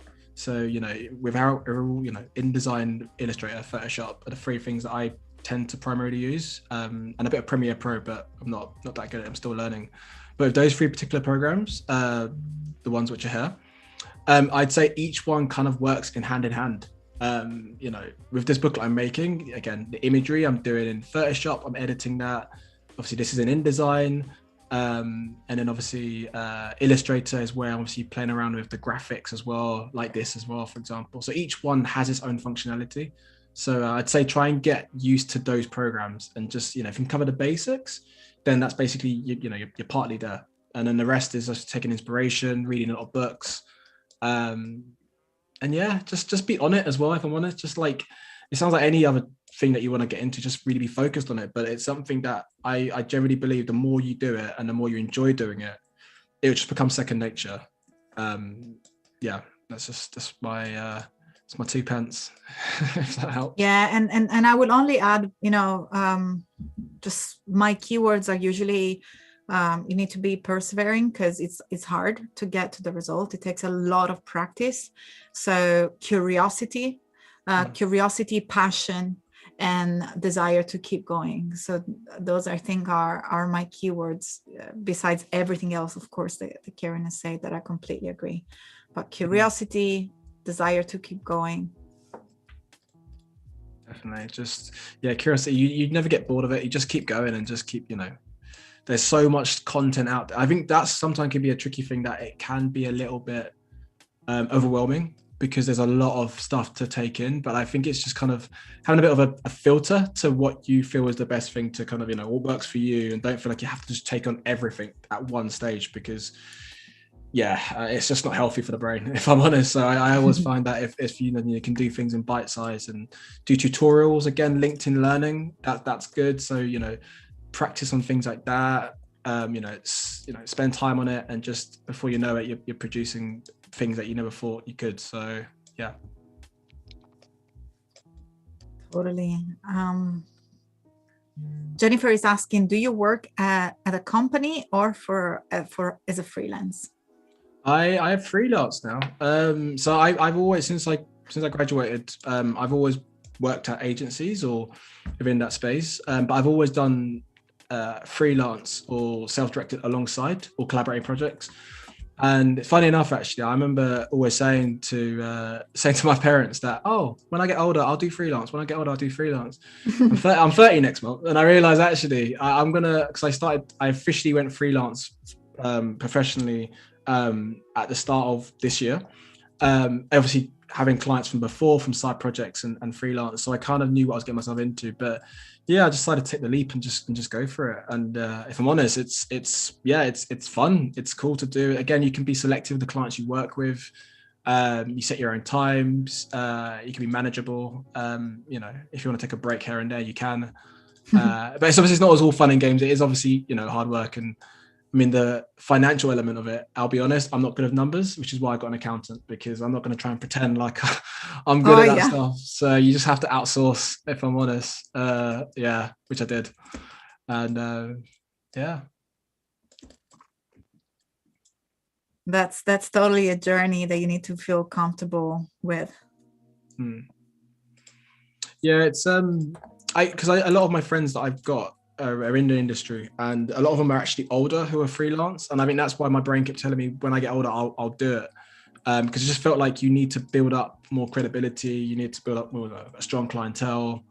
But I'd say the key is, obviously, if you want to do freelance and you're still young, is just keeping in mind, try and get, and this is just my opinion, industry experience at full-time jobs, so you can learn how the process works, how you can deal with clients, and do your side projects alongside that, so that when you're ready and you want to take that leap, it's not like the unknown. You've got a bit of a basic understanding of how things work, and especially how clients work, because you have clients which are amazing, and then it depends on the feedback, because again, it's hard not to take things to heart, especially if you spent a lot of time on it. But it's just the more things you do, the thicker skin you become, that you have, I should say. So yeah, it's all good, I'd say. Yeah, and I think it's also important, in order to understand what work you want to do, what work you feel comfortable, and as you mentioned many times, you have fun doing before you depart on a journey of being freelance. And maybe you get stuck in work that is a nightmare with nightmare clients, and you're like, what am I doing? And that's all you're doing. So I think that the good experience is that for a reason. Definitely. Got more question on the topic. Sorry, go ahead, please. No, I was gonna say, you should be saying, I guess I should be saying all clients are amazing, right? Because it's just how it is. But I think we're all human. We all know, like, it's just, you never know when you have to. And I think the idea is knowing that that's both not parties, true at all. no, but like, I guess, I mean, I'm not going to say names, but like, I think it's just one of those ones where it's the end goal is that both you and the client want to get the best result possible. So it's however you go about it, and however tough some of the feedback might be, it's coming from a good place, I like to think. So that's what I meant. I wasn't being horrible, I was just being real about it. No, that's I think that's the true, I celebrate, enjoy, and love good clients. Those are the one who makes your life and your work good. But it's the reality that some clients are worth to say no to, because otherwise they're going to make your life miserable, and it's not worth it at all. So it's good that you get an experience and you get a feel to kind of people that you want to work with. And again, it's not because they're bad people or anything. It's just that it's not the kind of work that you just enjoy doing. It's just as simple as that. Totally. Yeah, you can't. I think just say yes to anything that comes your way. It's just being a bit, having more of a filter to it as well, and understand. Like for me, with the work that I've done with some clients I'm working with now, is actually knowing what kind of designer do I want to be known as, or seen to the outside world. So having like your morals and like your conduct, I think, without getting too weird into it, it's just, for me, that's still important. Totally. Knowing certain things I wouldn't do, or having your professional ethics, and make sure that like what you're doing here, you're supporting the environment, and that's, I'm sure, aligns with the kind of person that you are and what your ethics are. So that's such an important point that you're touching. More questions coming from Jennifer. We have an active chat, which we love. While working in a company, what was your position and responsibilities? We want to know your journey. Oh, so I mean, I've had quite a few different jobs. My first ever design job was, I was actually doing it as an internship whilst I was at university, and it was for an advertising agency in Barbican. I was junior designer, and a lot of the stuff back then, I say back then like it was, I guess it was a long time ago, but it was all HTML and CSS. So this is before like the coding world, and I did a lot of Flash as well. So Flash, the programs I worked on back then, so not CMS, CSA, Flash. I did a lot of stuff for MasterCard and Miss Dior. So that was, but I say like it was casual. Like, I mean, bearing in mind I was a junior, so I'm kind of like watching creative directors and my seniors and midweights kind of doing stuff, and I would get little jobs here and there. And if I'm honest, I was just amazed to be there. I was like a sort of, you know, not a nodding dog, but just I'd say yes to everything because I'm a junior and I want to impress. And I think that's where every job I went at, when I kind of went from junior to mid, and then even, you know, senior, it was kind of knowing when to question things with jobs, because I think it's so easy to be a junior and just say yes because you kind of want to just, you know, yeah. But I think it's okay to challenge. I think it's healthy to challenge, as long as in a respectful way. So I totally went off piece there, didn't I? But yeah, in terms of jobs, yeah, junior designer, midweight designer. And a lot of the work I've done is advertising as well. So yeah, I've done a lot of advertising stuff back in the day, which has its ups and downs. More ups though, for sure. But yeah, a lot of late nights. We have Val also sharing some amazing feedback as well. Lisa is saying, I surprise myself all the time. A project can start off in one way and turn out so much better. It's so much fun. Oh, we were talking about that a lot yesterday, weren't we? Definitely, it's the journey, right? That's the where you're gonna end up. A Bean saying, it's so relaxing to see the booklet grow like a piece of art. Every time I think a spread is ready, something changes and then it becomes even better looking. It's funny you say that, because I mean, I as I'm going along with this, I don't even know where it's going to end up. So I'm kind of like designing it and just thinking, does that image work for there? I don't know. It's just see what happens. Obviously, there's a lot of in opposed to this one where it's like a lot of, you know, empty space at the top. I kind of want to do it where it's kind of listed, but I still want to have, you know, my bat image kind of coming through. So like, I want to do a bit of photoshopping, like just really crudely, and then just have, you know, my bat dangling down in this section here. Yay, let's do that. I love that. Photoshop, yeah, let's get in there, a bit of Photoshop. And I love the chat. Everyone is like really contributing with their story and their approach. Clever Devlin saying, one also must find happiness in the client's happiness. I'm not always happy with the work, but if the client is the client project, I only help them to realize it as a designer. That actually took me a while. Like I would say probably my first 2 years, I was fighting in order to get the designer right, and I really struggled to let go. So clever, really well said. It's their babies. I always felt that design was my baby, so I felt like a little bit precious about it, but they need to be happy with it. So I think you actually nailed it. That's a very good point. Yeah. So yeah, it's the balance, isn't it? It's getting that balance right. More questions coming through. Princess asking, please, how many years did you study graphic design? I'm so interested. Please, Kieron, let us know. I have to go back now. I'll go back into my brain. So I studied for 3 years at Winchester School of Art. I got my degree there.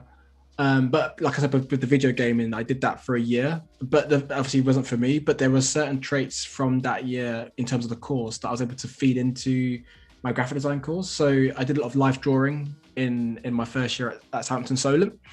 So in terms of like how the body works and like, you know, drawing the anatomy, I like sketching a lot. So when I sort of took that lesson and it went into how I design now with the, you know, drawing to pen to paper.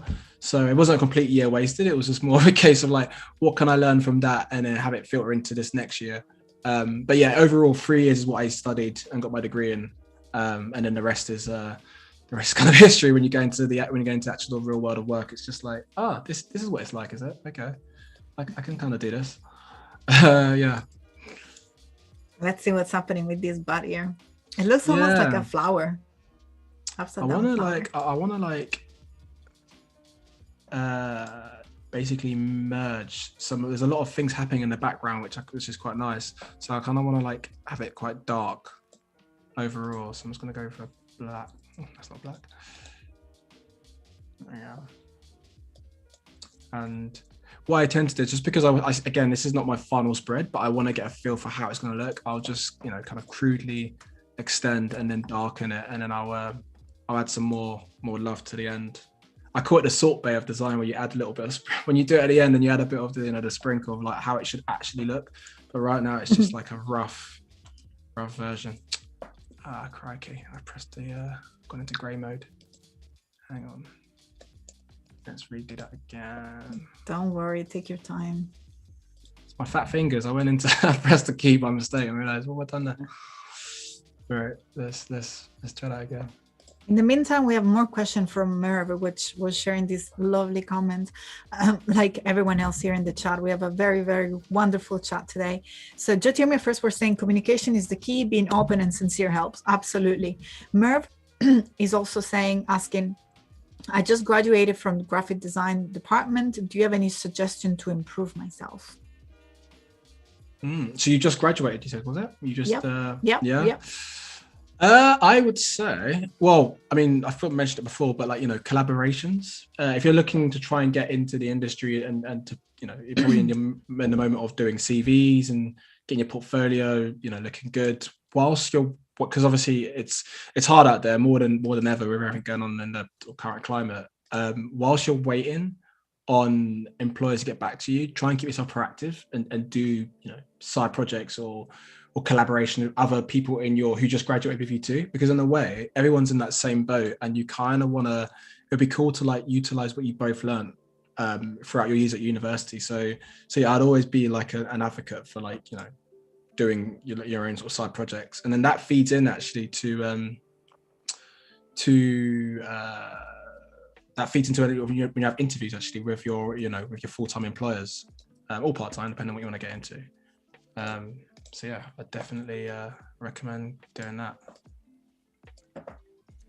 Catherine asking, what's the worst criticism you've had and how did you react to it? Loving this question, guys. Keep them coming. I'm really sorry, Kieron. We're like, no, that's a good one. That's a good one. I like that. That's a really, really good question. What's the worst? Oh, I've got to think about that one first. I've got to stop my InDesign and approach. I'll think about that. Do you know what I think the most, not the worst, but I said the most frustrating, and it is what it is, because know the client. It's like, I don't like it, but I don't know why. It's just like, what do you mean? What do you mean? Like, give me a rationale. Like, break it down. Like, for me, why? What? Because I like a rationale with things, and it's not enough to say I don't like it. Like, there needs to be a reason. And I think, again, this comes with just experience with a designer. Like, questioning them and not making them feel silly or stupid, not knowing themselves what it is, but trying to really dig deep into what is it that they don't like. And when you start putting suggestions to them as to why I don't like it, it stems a conversation in their brain as to, oh, this is why I don't like it, because the font doesn't marry up to this, or the imagery is not the right imagery, or so forth. So I think for me personally, it's probably been it's probably at the start of my career more so, when it's just like, I like it, but I don't know what it is, or, I don't know why I don't like it kind of thing. Because you kind of want to know, well, what is it? I spent ages doing this. Why don't you like it? But yeah, if that answers your question.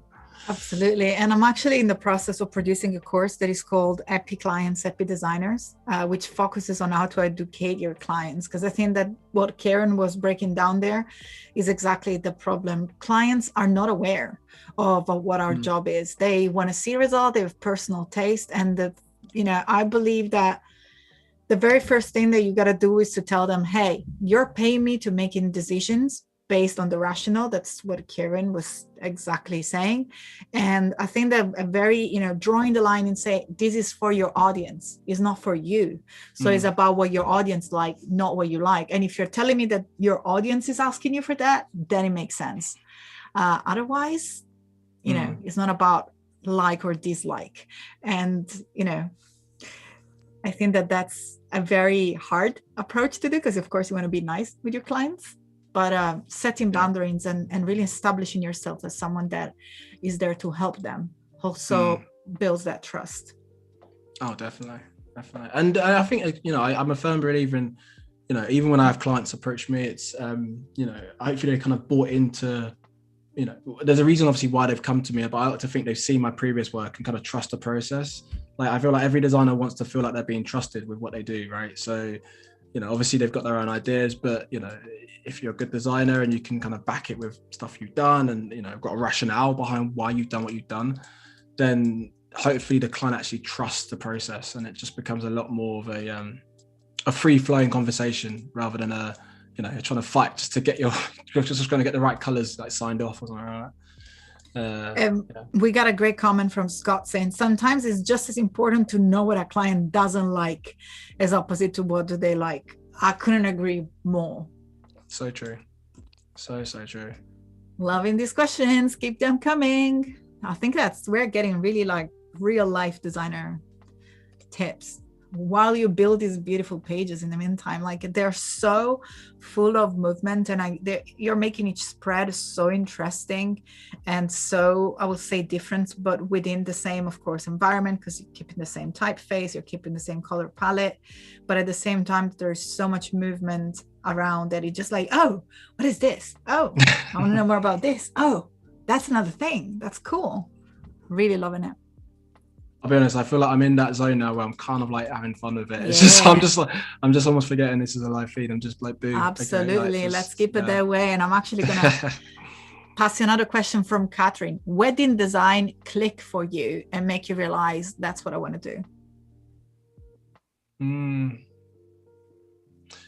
Do you know what? Even going back before college school days, so I'm talking, you know, secondary school. I used to, my main subjects at school I used to love was art. I did technology, so graphic design was actually part of it. And English, I loved English, and I love writing. So back in school days, like I had my obviously other subjects at geography that I liked, but those like key subjects for me, it stemmed off some sort of creative idea in my head of what I want to do, but I just didn't know at the time what that's, you know, what that involves or what is a graphic designer. I didn't really know what that entailed. But yeah, I think it goes back to even school days. I thought I'd want to get into something creative or just something that allows me to have, you know, to draw, to paint as well. I love painting. I love doing a lot of screen printing as well. I did a lot of screen. I mean, that's a bit more later, so more when I was in college. But I love screen printing as well. That was quite fun to do. So yeah, I guess it does go far back actually when I think about it. Yeah. Julian is asking, Kieron, are these to talk and work at the same time, man?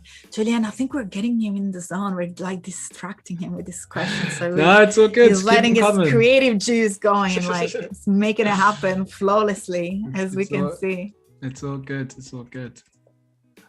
I'm just gonna. I don't know if it's gonna work. I'm gonna try something. It might work. It might not.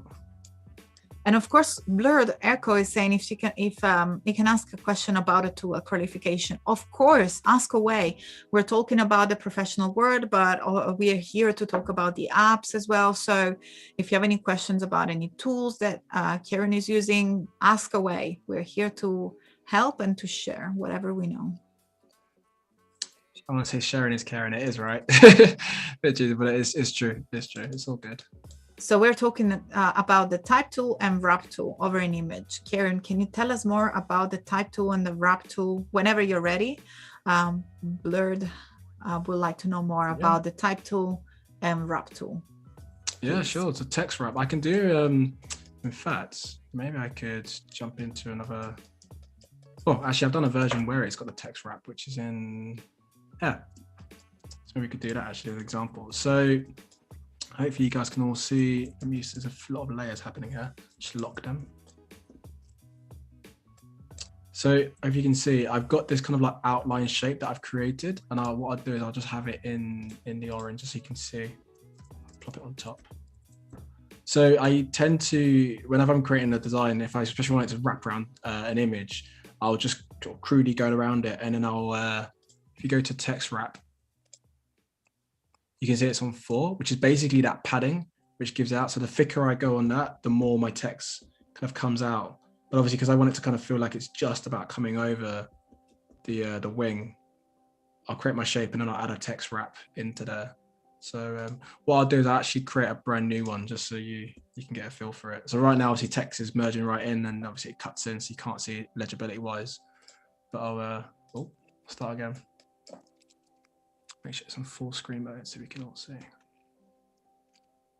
And there is any reason why you don't use the actual bat wing itself? Because I remember, like, isn't that a separate image? Yeah, that's a good point. I guess you can actually bring that as a, if I unlock that, I can make that in the actual shape itself, right? On the wing. I guess, That should work. Yeah. I guess it's more like how my brain operates and like how I Totally. how I tend to think. But that's a good point. I mean, is any like, would you recommend like what's the tool that you would use to text wrap it around? I can't remember actually if you. So if you go back into your window and bring back the text wrap, and you use exactly the same tool that you were using, which is the third icon from the top, all you got to do at the bottom when you select the type of wrapping, you go to select subject. Is that in yeah, so he automatically selects the bats, and then you can increase the points like you were doing before, and it works the same. Do you know, I actually just learned something new that I love that, because I would have again, it's the same thing, but actually that's probably more simplified. I guess what I could do is, again, so like how obviously it goes around the whole bat, I'm pretty sure it's the same thing. I'll just make sure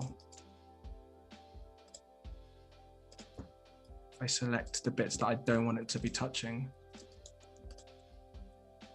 And T. Scott is saying, talking about Sketch. So Scott, we were confused. We were talking about Draw and Illustrator on the iPad. So we were talking about drawing tool. We're not talking about XD or Sketch or UX design. We were actually talking about sketching on the iPad. So the correct app was Draw, and then now of course the new Illustrator on the iPad. And by the way, Adobe XD is so much better, and it works in the same way with all the other tools in Adobe Work. So it's fantastic. Do you use XD, Kieron? No, I've never used it. I've again, I really want to have a play with like all the stuff on Creative Cloud, because it's just the one thing I'm playing on right now is Premiere Pro, but XD is probably next on my to-do list. It's we've got the time for it right now, the lockdown, so we must keep one thing at a time. And exactly on this topic, Jessica's question comes right perfectly on perfect timing. What, if any, tool does Kieron use to stay organized with his work and make sure it meets deadlines? So yeah, talking about not having time and wanting to try new things, personal project, clients, how do we juggle all of that and deadlines? I live my life by calendars. I mean, oh wow, like yeah, I won't even show you because it's just probably the computer will probably blow up. But it's just I color code all my calendars. I mean, if it works for you, it works for you. But I have to color code. There used to be a French to-do website called To Do, but To-Do-X, I think I'm right in saying. I don't know if that's still working, but that was quite a cool tool. I mean, there's a lot of online things like Slack and whatever you want to use it in terms of like, you know, organizing yourself. But for me personally, I mean, I live my life by my calendars, Google Docs as well. That helps, especially when I'm doing work with content with clients, so that it's live. And we can just, rather than going back and forth on emails, we can just update and then it's job done. Have you ever tried the Dropbox paper? No, I've used Dropbox, but not Dropbox paper, no. If you use Dropbox, you gotta try Dropbox paper. Like unsponsored. I'm a fan. I love it. It's like basically a Google Doc, but you can add tick marks, you can add videos, and when you place something that blew my mind is that when you add a folder, like a Dropbox folder, you can browse it within the document, and you can download it's mind blowing. If you haven't used paper from Dropbox, just give it a go because it's so cool. And exactly, I agree with you with the calendar. Like I say, please let's book a call in the calendar, because if you're not in my calendar, you don't exist, unfortunately. It's harsh, but I get what you mean.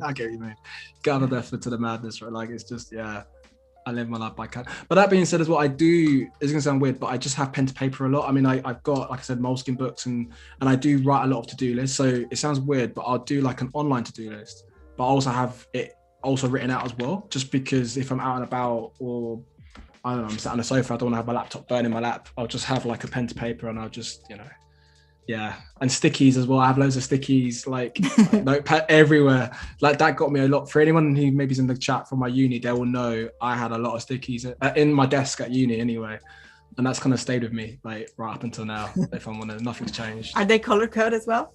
Of course they are. I'll be mad if I did it. Yeah. Yellows and greens. It's all good. Okay, I think I've done a lot. Fantastic. So we got like about 25 minutes, I believe. So I think it'll be amazing if in the last like perhaps 5 minutes, we just kind of give it a recap of yesterday, of today. We just show what we've done so far. Of course, you still got time. Don't, I'm not rushing you. No pressure. That's so good. I'm in a good place. I think I'm in a good place. I mean, with this one, it's I'll give a recap now, and then there is one last spread because it's quite nice because actually this is talking about the 18 bat species in the UK, and then the next one after that is about West Norwood, which is actually where in particular. So what I'll do is I'll recap, and then I'll maybe try and end on this spread. No pressure, right? But I'll try and end on that last spread. Could be quite nice. Like, and then maybe towards the end we can also say what we're going to be doing tomorrow. I was just here giving you an heads up on the time, and so you can do whatever you prefer doing. But we're enjoying the work here. So any excuse to see the front covers again as well, right? I think with the big bat pictures, it's all good. And maybe we can run a poll since the chat is so active. We can run a poll on 1, 2, 3. We need to assign some, maybe just color, because I think one is green, one is blue, one is white. There's a lot of different things happening actually. Let me get out of this exit mode. It's probably easier to see in this way. So I'll start from the top. So I feel like the keep your eyes peeled because we're going to ask you to vote in just a second. So here we go. That's number 1. Buttons at the ready. So that's number 1. Yep. Number 2. So we got the green. We got the off-white. If I'm on it, this is my favorite. But I mean, hint. That's my favorite. Blue. Then we got the third one, which is the blue. And the vector. And then we've got 4-bleed orange. So I love all of them. The only thing that I had with this red one is just kind of like gives me the vampire. Like it just, it's like, is it gonna attack me? I think the other one are, I mean, I love all of them. Don't get me wrong. It's just the related to the bat. It's not the cover itself. It's just related to the bat image.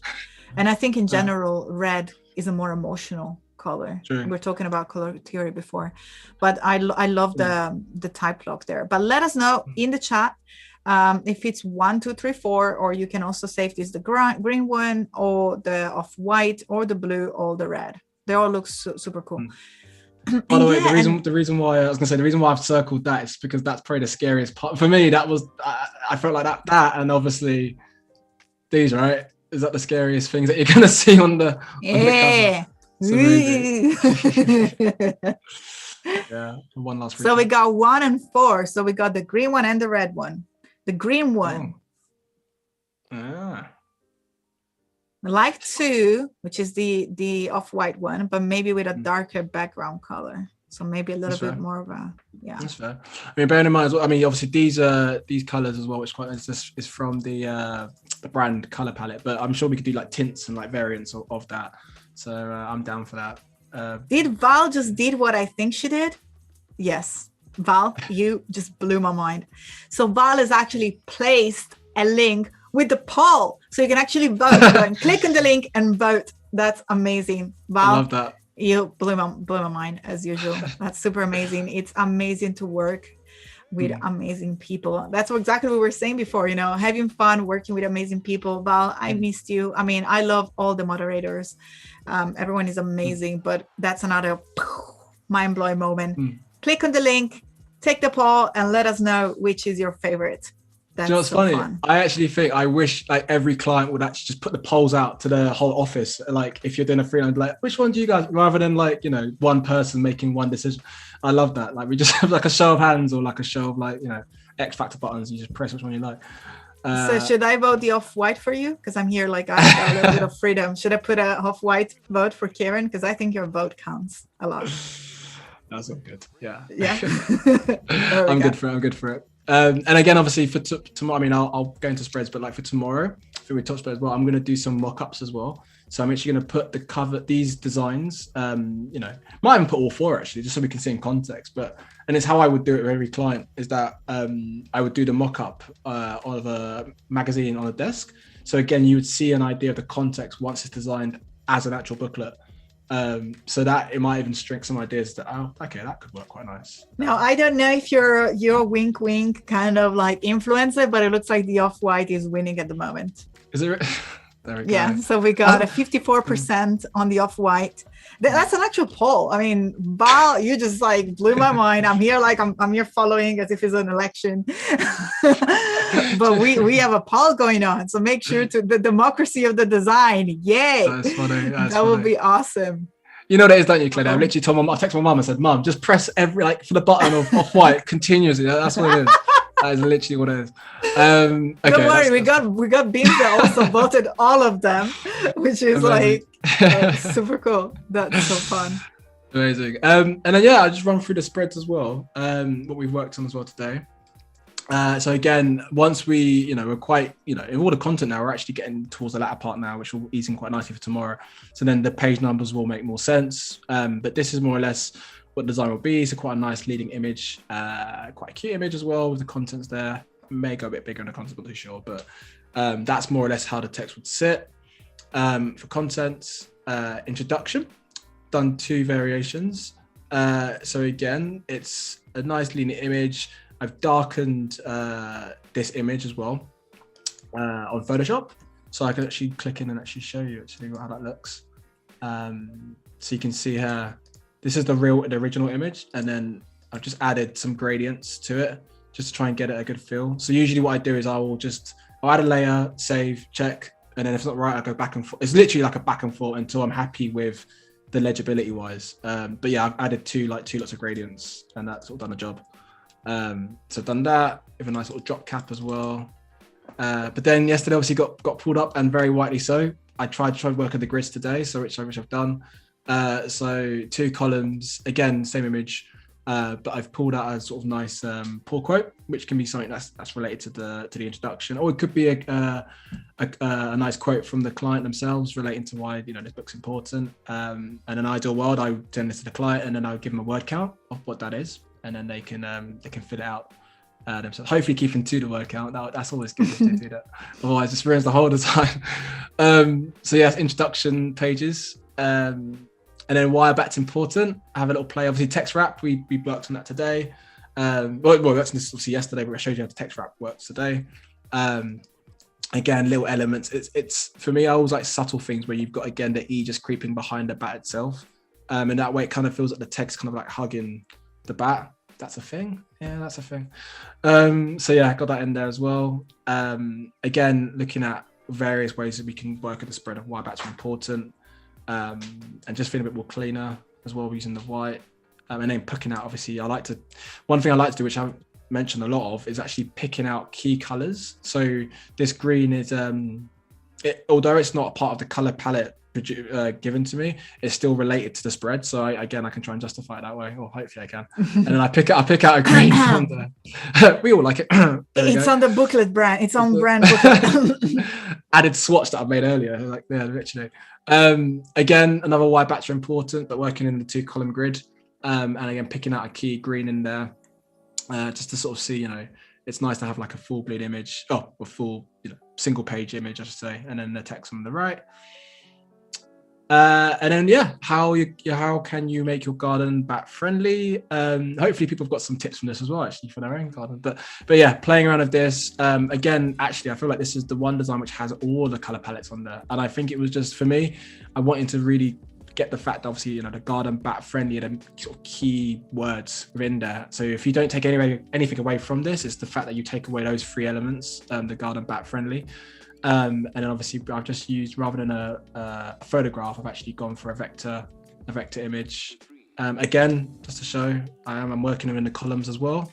I just indented it slightly just so it's aligned to the title. But again, the actual orange bars are all to the width of the columns. And then I think this is last one. So this is one I was obviously just working on just now. Just trying to get a feel for it. So again, maybe tomorrow I might work with it, not so sure, but I think for now it's just the idea of having this bat image. I'll make sure it's high res, actually. Let's see, high quality. There we go. That made any difference. Yeah, I think it did. So then and then obviously there's not much space to play up with here, but I feel like it's still quite nice to have a bit of a, because obviously if you imagine you're in a bat cave, right? So that's my rationale why I've included a small bat, big bat, mummy bat, baby bat, you get the idea. But then for tomorrow, just to run through, I want to Well, actually, no, I'm going to work on now. Actually, before we jump into that, let me just because I didn't want to interrupt you because you were brilliantly recapping everything. So of course, we have one more question. Vuduval has actually mentioned that we have 10 minutes left. We got probably 5 minutes left now. So ask any other questions that you want to ask to Kieron or myself. You got last minutes for questions right now. Marv said I asked a lot of questions. They were all brilliant. Thank you so much for your contribution here, and to everyone who's asking questions. Victor is asking about how long the whole project take. So Victor, we started yesterday. So today was about 2 hours of work that we've done together here. Yesterday, if you scroll down in what's new just below the video, you'll be able to watch the first part. So this is going to be a 3-day project. Overall, it's about 6 hours of work that we're doing here with Kieron, and you can see what he can achieve in these 6 hours. So far, it's been nearly 4 hours of work. Of course, is super fast, and he can answer questions and work in. Is absolutely amazing, total pro. And that's regarding the project itself. A perfect page, 15 and 16, Kieron. That's getting a lot of love. Sweet. And yeah, Val, that's my dad. I'm so sorry. So my dad keeps, Val, you should block him. My dad is messaging in Italian in the chat, which I begged him not to do. But hi, Claudia's dad. Yeah, gonna get blocked. I'm gonna tell him. So that's fun. That is but also it's got deleted there. Very good. Well, I'll tell him off later on. Thank you so much. But what I was gonna say is also that after us, there is more going on at Adobe Live, because the days here are always so busy, and we started the day with challenges. Me and Sus Ramirez with Rework It. We're going to be there, of course, tomorrow as well. So Rework It, which is a wonderful way for you to submit your work and get featured during the Adobe Live. You can go ahead on iamclaudia.com/reworkit to submit your work. And then Kathleen Martin with the Creative Challenge, Rob Zilla with Drawing and Painting, and then the Illustrator Challenge with Paul Trani. Now we are here with the amazing Kieron Lewis with Editorial Design. Following will be the one and only Howard Pinsky. We were talking about XD. If you want to learn XD, that's the perfect way of doing it, by joining the Creative Challenge in XD, coming right after us. And then will be the time of Draw Along with Kyle Webster. So make sure to take advantage of this amazing time here at Adobe Live. Always a busy, busy day, full of creativity, full of fun. And Steve Festus in the house. Ciao, Steve. Nice to see you. Anime is saying the stream has been awesome. We really got about 2 minutes, 2-3 minutes to go, Kieron. So maybe you want to tell us what we're going to be doing tomorrow? Yeah, sure thing. Sure. So tomorrow, it's gonna be quite a nice crescendo. Actually, it's been like you've got. Hopefully, for those of you on yesterday and today, it's like they've come on this whole creative journey. But what I'm gonna do is that we've got a few spreads to still work on. So we'll go for it quickly, but also we'll take our time as well. So tomorrow I'm going to work on the bat species in the UK. So again, there's not much copy, which is awesome, which means I can, and what I will probably do is, you obviously can see the numbers in particular. So I want to pull out the fact that that is quite an important fact. So I'm going to maybe highlight the 18, go quite big, have a nice typographic lockup. And again, we've got some good imagery to work with. And then the next spread will be going into the bats in particular in West Norwood in the area. So again, it's getting hopefully it's a bit of an education tool in terms of actually what is going to be happening in the area of West Norwood with the bats. And again, I'll highlight these, different species, make them quite big, and then have them, big, loud and proud. And then as we go into it, which is, I mentioned it a few times, but we haven't seen it until now. We'll see it tomorrow if this is what's going to keep everyone on tenterhooks. But the actual bat highway, I've got an Illustrator file. In fact, I can show you the Illustrator file. I'll show it before I've got time, I think. Have we got time? Maybe? We got probably 3 minutes. Okay, there we go. I'm super, super quick. So that's basically the bat highway. So this is like an area of West Norwood. If anyone knows West Norwood, it's kind of like on a bit of a hill, kind of going up, and then you've got, again, all the keys and the diagrams you can see. We've actually got a key which reflects to it, so it'll make more sense tomorrow, but it's like a sneak peek in terms of like the actual highway. So I haven't just been making this up. This is actually a real thing. There is a highway.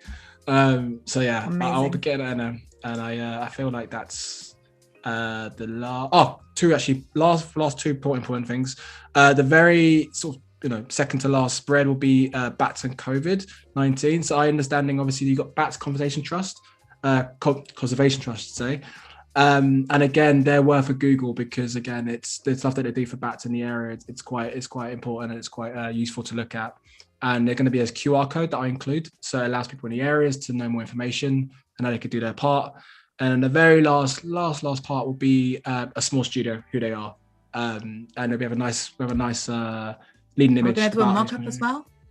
Of course, yeah. How could I forget that? Yeah, of course. How did I forget that? That's like the fun part. Like, yeah, I'm gonna pick out. Well, obviously, I'll design my spreads and I'll filter it right down to its bare bones to what the bits I want to send to the client, and then I'll actually add them in via Photoshop. As a mock-up. Smashing. So as Budval is saying, let's put a bat in the chat, and everyone is loving the bat highway. I absolutely love that. That's the real thing. And Kyle is here in the chat. Hi Kyle, we just give you a shout out. Kyle is coming up right after the XD Creative Challenge, and we're loving the spoons. And I'm going to close with this one. Life is a bad highway. I want to dry all night long. And actually, there was another one. Let me go ahead and see. T. Scott was saying, and tomorrow, same bat time and same bat channel, because we're going to be back here with Kieron Lewis. Kieron, it's been a blast as usual. Thank you so much for showing all your amazing talent. We absolutely love it. Thank you so much for everybody in the chat to ask your question. It's been an amazing community. Lots of love here from Adobe Live, and stay tuned because the XD challenge is coming, and right after Kyle Webster with Draw Along. Thank you so much, everybody, and I'll catch you tomorrow with Rework It, and then back here also with this amazing editorial stream doing all these wonderful things that Kieron has just shared. Kieron, thank you so much. Thank you very much. Cheers, bye. Bye. See you tomorrow. Bye.